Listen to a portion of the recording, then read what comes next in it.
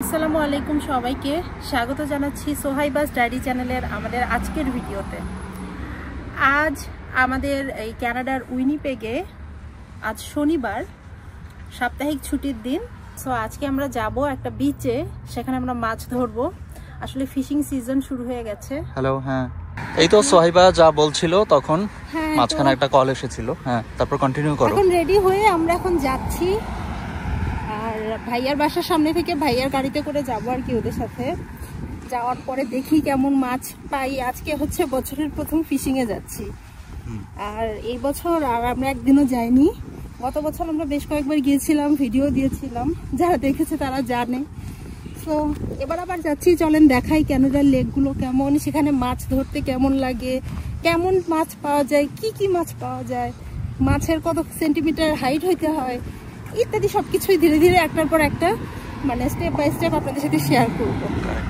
In fact আমরাও নতুন এখানে, সো আমরাও এক্সপ্লোর করছি। কিছু জানি না, আমরা সবার কাছ থেকে একটু একটু করে জানতেছি, শিখতেছি। তো এটা একটা আমাদেরও বলতে পারেন, আমাদেরও আনন্দ লাগতেছে, আর পাশাপাশি আপনাদের সাথেও বিষয়গুলি শেয়ার করছি। গত বছরে কয়েকবার গিয়েছিলাম, আর আজকে এই বছরের সামারের প্রথম যাচ্ছি। হ্যাঁ, সো লেটস গো, যাই। ওখানে গেলেই দেখাবো, এখানে বেশি দেখিয়ে লাভ নাই। হ্যাঁ, সেটাই, ওখানে গেলেই বুঝতে পারবেন। ওকে, এখন আমরা হাঁটতেছি আর কি। হেঁটে হেঁটে ভাইয়ার বাসার সামনে এলাম, এসেই দেখি যে ওয়াফিক মুড়ি কিনে আনছে। এই মুড়িটা নিয়েই আমরা যাব। আমাদের সাথে রয়েছে আরও কিছু হালকা পাতলা স্ন্যাক্স। ওখানে যেয়ে যদি আমাদের ক্ষুধা পায় বা মাছ ধরার পরে ক্লান্ত হয়ে যায়, তখন খাওয়ার জন্য এটা নেওয়া হয়েছে। আমরা যখন যাচ্ছি তখন আমরা পুরোপুরি শিওর না যে ওখানে যেয়ে আমরা কেমন মাছ পাবো, এবং সেই মাছটা কি আমাদের বড়শি দিয়ে ধরার মতো মাছ নাকি জাল দিয়ে ধরার মতো মাছ।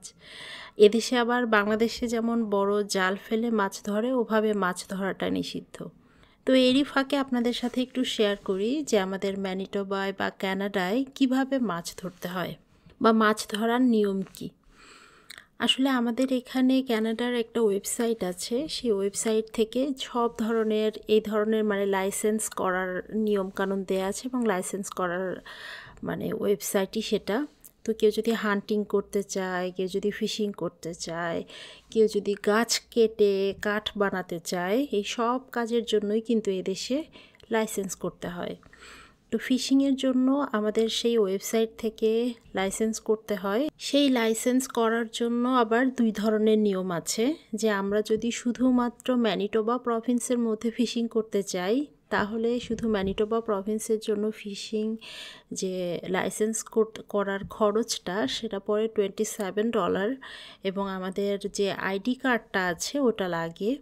আর যদি আমরা এন্টায়ার কানাডা মানে পুরো কানাডাটাই ফিশিং করতে চাই, কানাডার যে কোনো জায়গায় ফিশিং করতে চাই, তাহলে যে লাইসেন্সটা হবে সেটা করতে $37 লাগে, এবং সেখানেও আমাদের আইডেন্টিফিকেশান লাগে। এবং এই লাইসেন্সের সময় আমাদের এটাও মানে বলতে হয় যে আমরা এখানে স্টুডেন্ট নাকি পার্মানেন্ট রেসিডেন্ট নাকি সিটিজেন, এই ব্যাপারগুলো কিন্তু ডিক্লেয়ার করতে হয়। আমরা যেহেতু এখানকার পার্মানেন্ট রেসিডেন্ট, তো আমরা সেটাই ডিক্লেয়ার করে সব ইনফরমেশান দিয়ে আমাদের আইডি কার্ড দিয়ে লাইসেন্স করেছি। ভাইয়ার গাড়িতে করে আমরা যাচ্ছিলাম সবাই, আর যাওয়ার পথে আমরা শহরের বাইরের যে ভিউটা, সেই ভিউটা এখন দেখতে পাচ্ছি। উইনিপেগ শহরের বিল্ডিং এবং শহরে জীবনযাত্রা ছেড়ে আমরা এখন গ্রামের পথ ধরে যাচ্ছি। আমরা যে এরিয়াটাতে মাছ ধরতে যাচ্ছি ওটার নাম হচ্ছে পোর্টেজ লা প্রেরি। এখানে আমরা আগে কখনো যাইনি, বড়রা বা আমাদের সাথে যারা অন্যরা যাবে তারা গিয়েছে অনেকবার, কিন্তু আমাদের জন্য এটা ছিল একদমই প্রথম অভিজ্ঞতা।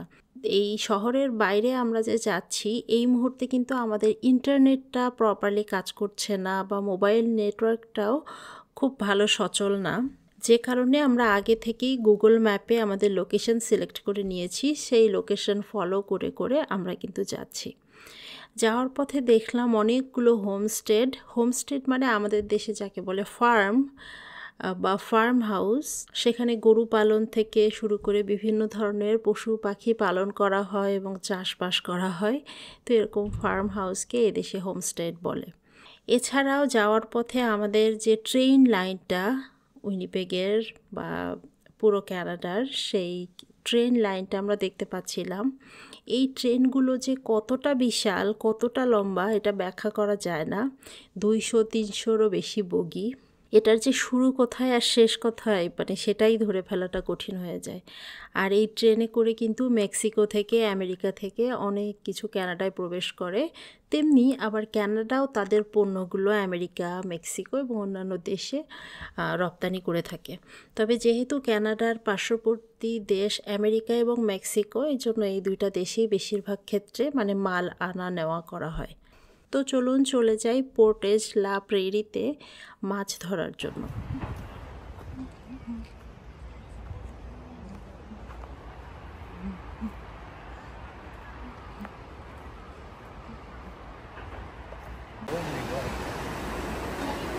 ওয়ালাইকুম আসসালাম, কেমন আছেন ভাবি?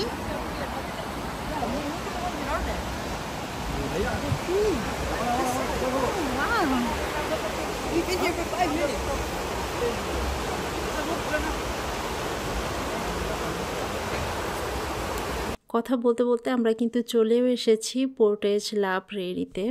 এখানে আসার পরে আসলে যা দেখলাম তাতে অভিভূত হয়ে গেলাম। আমরা ভেবেছিলাম বড়শি দিয়ে মাছ ধরতে হবে বা সামথিং লাইক দ্যাট। এখানে এসে দেখি যে এখানে একটা ছোটোখাটো স্লুইস গেটের মতো এবং সেখানে অসংখ্য মাছ ভেসে ভেসে যাচ্ছে। বলা হচ্ছে যে নদী থেকে এই মোহনায়, এটা একটা মোহনা, এখানে এসেছে তারা ডিম ছাড়ার জন্য। তো সেই মাছগুলো সবাই শুধু জাস্ট ছাকার মতো, ছাকনা যে জালগুলো বলে, নর্মাল যে নেটগুলো, ফিশিং নেট, এই নেটটা দিয়ে জাস্ট ছেঁকে ছেঁকে যে যতটা পারছে তুলছে। আসলে প্রাইভেসির কারণে অন্যদের ভিডিওগুলো করিনি।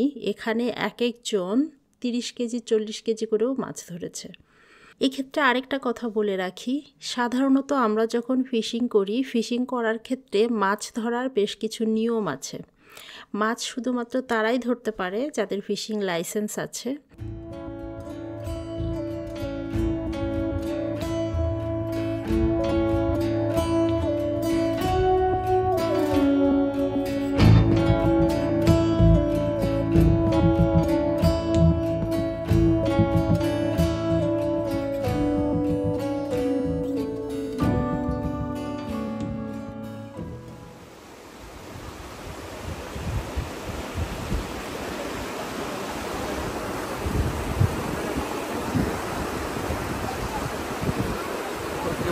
বারবিকিউ করে খাইয়াও ফেলছে, কত মাছের আসতেছে।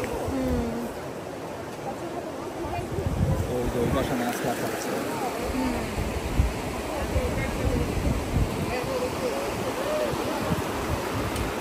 কেমন লাগতেছে বলো? সেই সেই এরকম জীবনে দেখি নাই, এত মাছ এইভাবে ঝাঁকে ঝাঁকে আসতেছে। প্রচুর মাছ ধরা পড়ছে এখানে, আরো অনেক মানুষ যারা ধরছে, অগণিত অগণিত এবং বিশাল এক একটা সাইজ। সামনে থেকে দেখি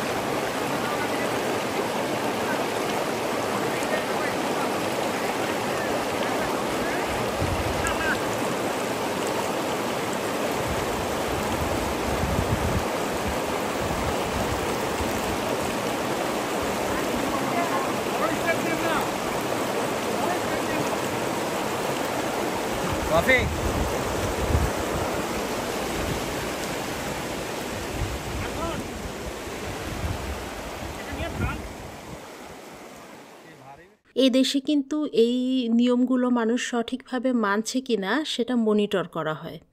মনিটর করেন যেসব পুলিশেরা, তারা সবসময় সাদা পোশাকে থাকে। আপনি কখনোই বুঝতে পারবেন না যে এখানে কে আসলে আপনাকে মনিটর করছে। আবার এমনও হতে পারে যে কোনো একদিন কেউই মনিটর করছে না। এটা পুরোটাই ব্যক্তিগত সচেতনতার ওপরেও অনেকটা ডিপেন্ড করে। এবং এই দেশে যেটা দেখে আমরা সবাই খুব মুগ্ধ হয়েছি যে কেউই সাধারণত নিয়ম ভঙ্গ করে না, সবাই সঠিক নিয়ম মেনেই মাছ ধরে। সো ফার আমাদের যারা বন্ধু আছে বা আমরা যাদের সাথে যাই বা আমাদের চেনা পরিচিত আছে যারা মাছ ধরে দেখি, কাউকেই আমি কখনো রুল ব্রেক করতে দেখি না, যেটা আসলে আমার কাছে খুবই ভালো লেগেছে। আরেকটা কথা বলি, সেটা হলো কানাডা কিন্তু একটা লেকের দেশ, তাই এই দেশে অনেক অনেক লেক, অনেক অনেক পানি।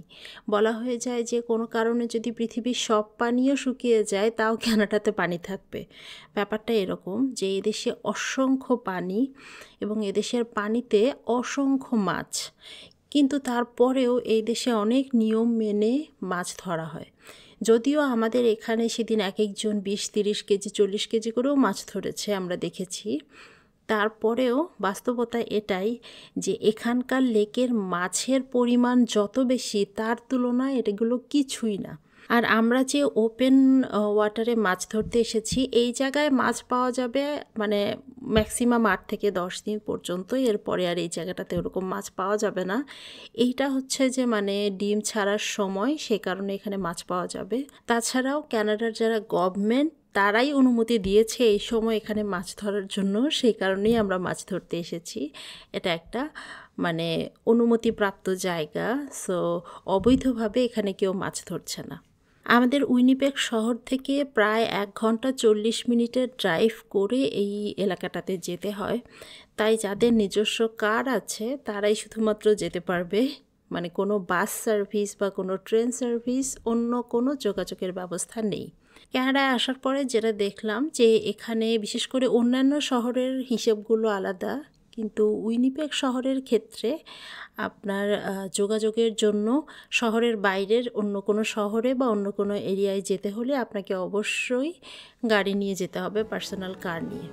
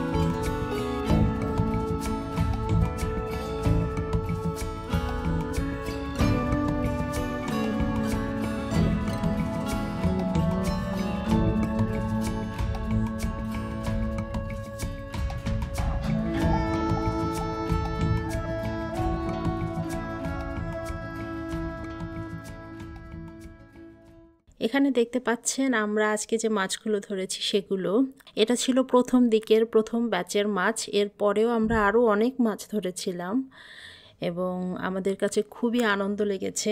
এই মাছগুলো কোনো গন্ধ নেই, মানে সমুদ্রের মাছের মতো না, স্বাদু পানির মাছ, একদম দেশি মাছের মতো। আর সবচেয়ে বড় কথা হলো এটা একেবারেই ওয়াইল্ড মাছ, কোনো খাবার দেয়া না, কোনো চাষ করা না, সে কারণে এটা অনেকটাই অর্গ্যানিক এবং আরও বেশি হেলদি। এখানে দেখেন একটা ছোট্ট ব্রিজ আছে, ওই ব্রিজের ওপর একটা ট্রেন দাঁড়িয়ে আছে।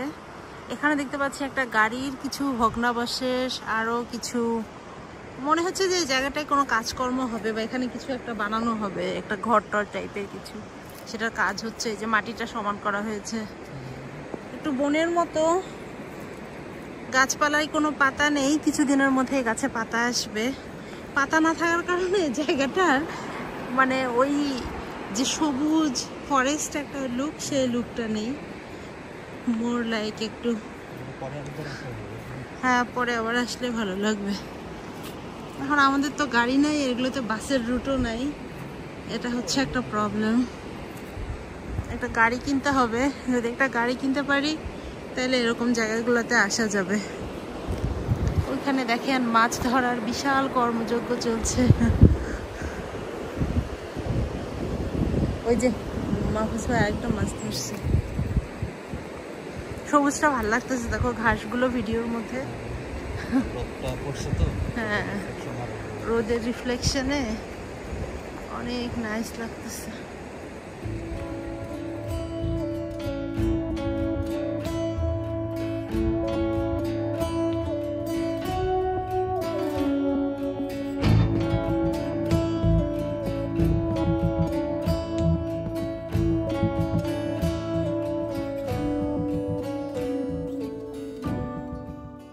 আসলে কানাডার পানি প্রচণ্ড ঠান্ডা হয়ে থাকে, এই জন্য এদেশের কোনো লেকে আপনি খুব একটা কাউকে গোসল করতে দেখবেন না, এবং এখানকার বৃষ্টিতেও কেউ কখনো ভিজে না, কারণ এখানকার পানি খুবই ঠান্ডা।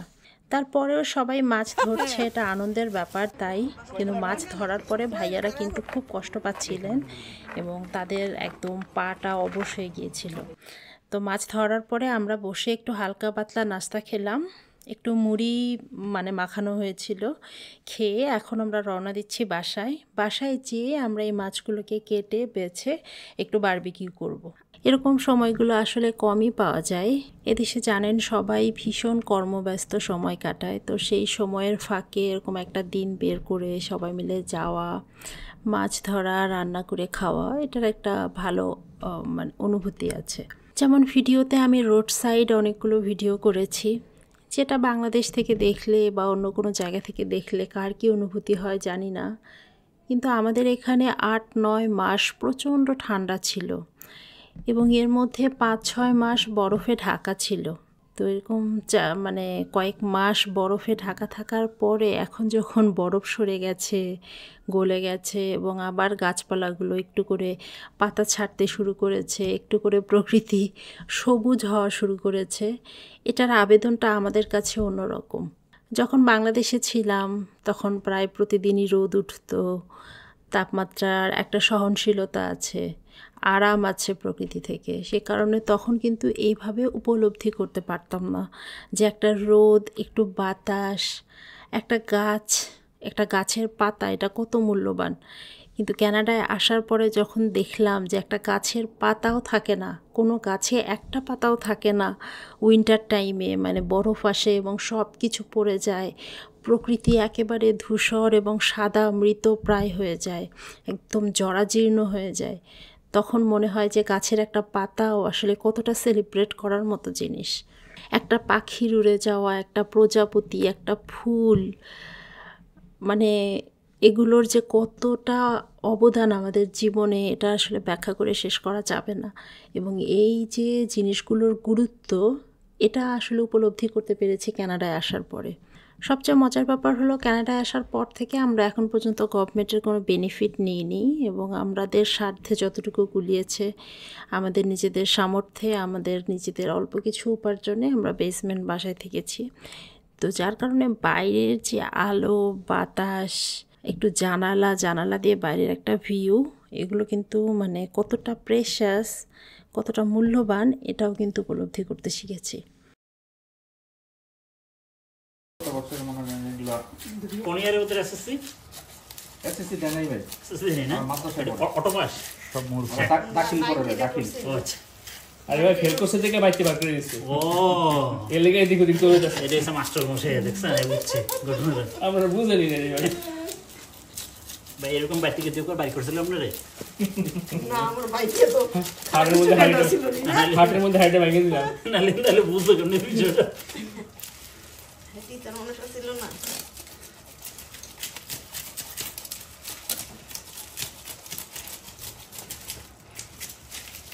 ভাই মাস্কে একটা লাগবো। মনে হয় লইলা কোনো কনফিউশন থাকবে না। এই যে এটা বড় দেখতে লই, এটা লইবে। হ্যাঁ লো, জিজ্ঞাসা করো কি আছে।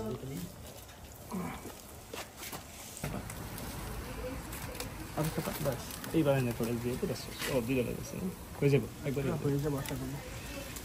আলহামদুলিল্লাহ ভালো হয়ে যাচ্ছে। দাদু কি করে আছে?